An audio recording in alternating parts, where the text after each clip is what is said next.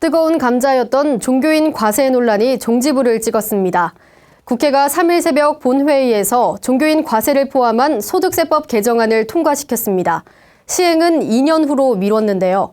법 시행으로 불교계는 어떤 변화가 있는지 하경목 기자가 살펴봤습니다.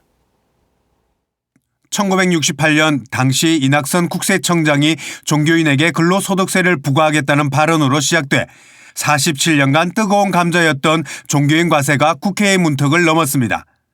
국회는 지난 2일 본회의에서 종교인에 대한 사례금을 종교소득으로 법률에 명시해 과세하는 소득세법 개정안을 통과시켰습니다. 모든 국민은 세금을 내야 한다는 국민 계세주의를 들어 여론을 형성해온 것이 이번 국회 통과에 작용한 것이란 분석입니다. 이번 국회에서 통과된 종교인 과세 법안은 크게 종교인 소득의 신설과 필요 경비율 차등 적용, 원천 징수 선택, 종교단체에 대한 세무조사, 그리고 시행을 2년 유예하는 5가지가 핵심입니다. 지난해 소득세법 시행령에 종교인 과세를 기타 소득의 사례금으로 규정했지만 결국 시행되지 못했던 과세 항목을 종교소득으로 명시해 과세하고 소득 구간에 따라 필요 경비 공제율도 차등 적용됩니다. 연소득 4천만 원 이하는 80%, 4천만 원에서 8천만 원은 60%, 8천만 원에서 1억 5천만 원은 40%, 1억 5천만 원 초과에는 20%를 공제하고 세금이 매겨집니다. 세법은 일반적으로 높은 소득은 높은 세금을 내도록 되어 있고 적은 소득은 적은 세금을 내도록 되어 있습니다. 스님들의 소득은 제가 알기로는 그렇게 많지 않다고 생각을 하고 그렇다면 소득세 신고를 해도 세금은 그리 많지 않다고.